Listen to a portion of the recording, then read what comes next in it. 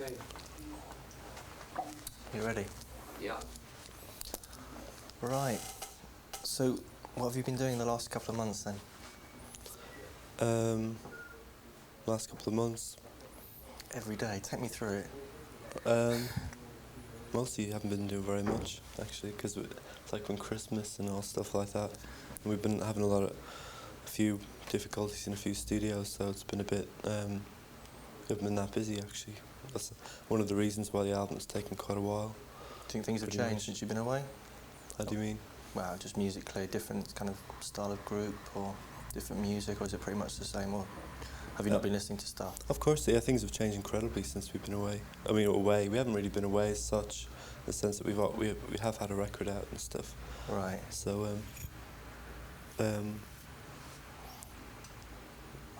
yeah, things have changed pretty much for the better, anyway. Except for the past 6 months, I think.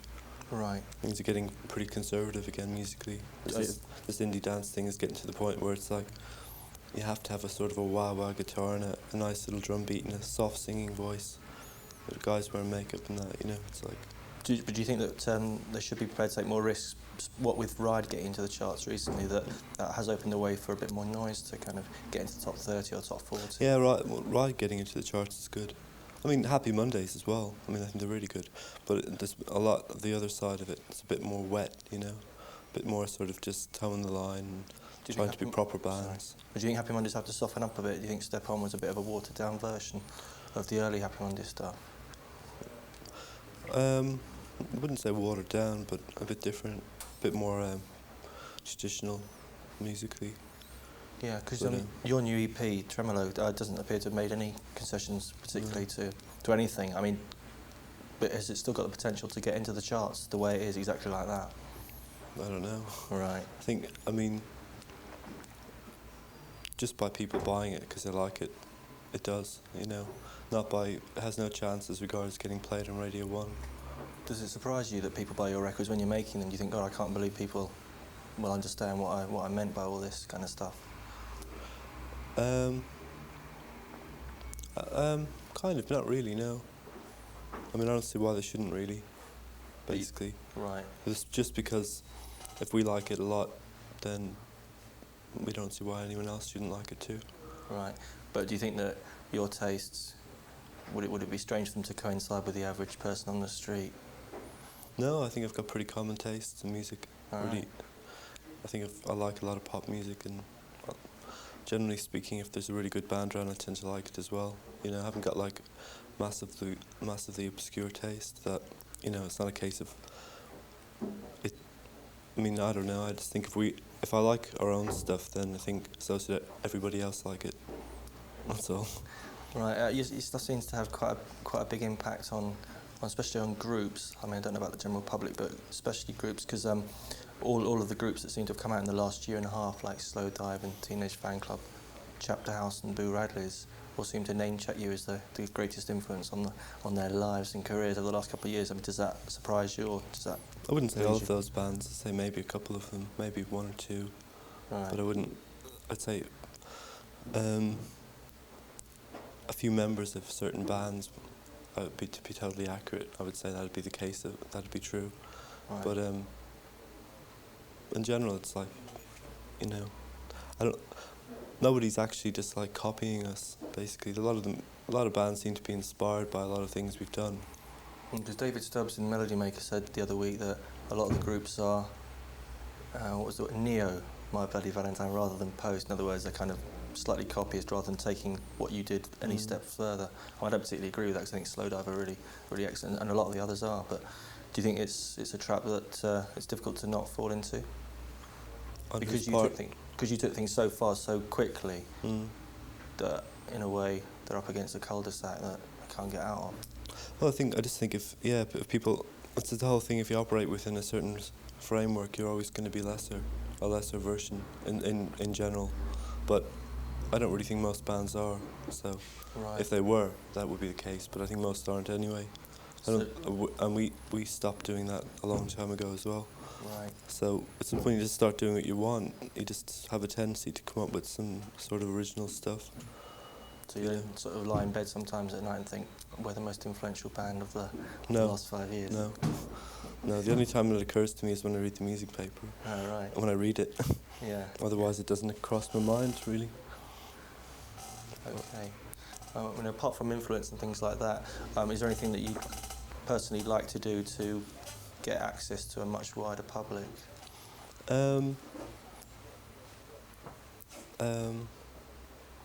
I don't know.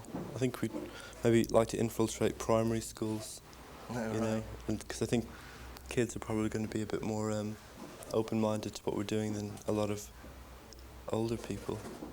It's a weird noise, isn't it? Is that coming out? Straight back in. Yeah, do you get a lot of primary school children at My Bloody Valentine concerts? No, we don't, but I just think that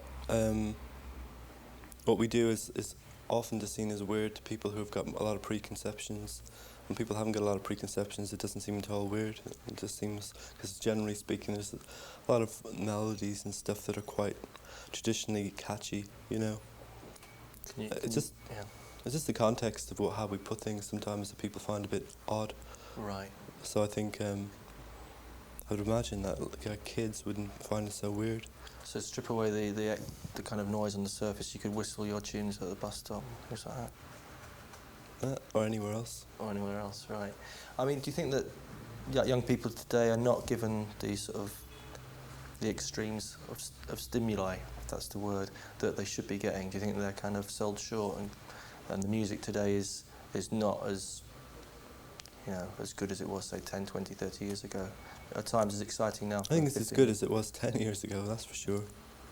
I think it is. 20 years ago, probably as well. Right, so for a 15, 20-year-old today, they're not kind of being done out of anything? No, not really. It's just that the business itself has just become... well, I don't know, actually. No, I don't.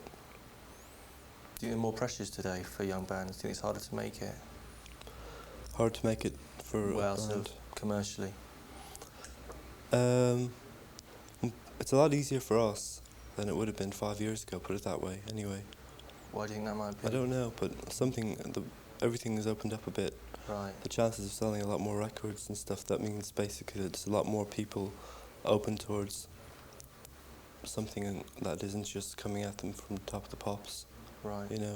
Seems to be, because it's the only way to explain why so many bands are selling so many more records for some reason.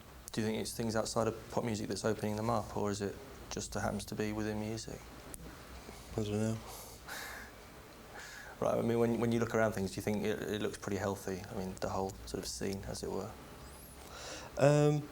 Occasionally, it did a couple of years ago, for sure. I'm not really too... I do really think this kind of indie dance thing is kind of brought on a new kind of conservatism. It's a bit like, it's nearly as formularized as ska music, you know what I mean? You had all these ska bands and anything that wouldn't fit into that mould. I'm not like putting it down or anything, I'm just saying that when you had all these new bands playing certain kinds of music, if anyone who isn't playing that isn't seen, they're not really like, people think, oh well, that's too much trouble to deal with. We'll just deal with this simple packageable band here. And so all the new bands, instead of seeing new as a word of like new as music-wise, it's just new faces playing the same kind of, groovy sort of wah-wah guitar music. Right, are there any bands that are outside of that you think are okay? I think there's bands in that thing that I think are pretty good, actually, and a lot of bands, that I think are good. But I'm just saying that, in general, that there is a kind of a new conservative attitude coming in to the music industry because of the fact that it's so packageable and so sellable, right, that they don't really want anything that's too different then. Like if they're going to, put it this way, like 3 years ago, a new band would be, they wouldn't know necessarily what they would sound like. Now they want a new band to sound like the Manchester sound. Right. Do you know what I mean? Right. So if you don't do that, then you're a bit like, well, that's all right, but it's a bit too weird, so we won't bother with it. Talking about that Manchester sound, somebody wrote in a letter to one of the music papers last year saying there were two types of group in the country at the moment, My Bloody Valentine type and a Stone Roses type. I mean, do you think that there are kind of only two options for a young group today, either to make a melody and then kind of distort it with noise, or to do one of those kind of wah-wah, baggy, dancey type things? No, I don't think it's as clear-cut as all that, because I think vast majority of people on the so-called both sides like both sides probably quite equally. Right. And we've got nothing against dance music. I think it's really good, really, like a lot of brilliant stuff has come up, like a lot of innovation, you know. So, you know, it's not a case of there being sides at all. I think that's just it's just a way of making a. I could see the point in that comparison, but it's not. In reality, it doesn't. You know, isn't actually like that. Right. But do you think My Bloody Valentine operate outside of all that kind of thing anyway? Or do you think they're fortunate that they're able to anyway, to do whatever they want to do without sort of being we're lucky. strict? Yeah, we are lucky to be able to do what we want to do. I think we must be, because I think we're the only band I know that literally has no one's has any say in what we do at all. I think I'm not too sure. There could be a few others, but I don't know who they are.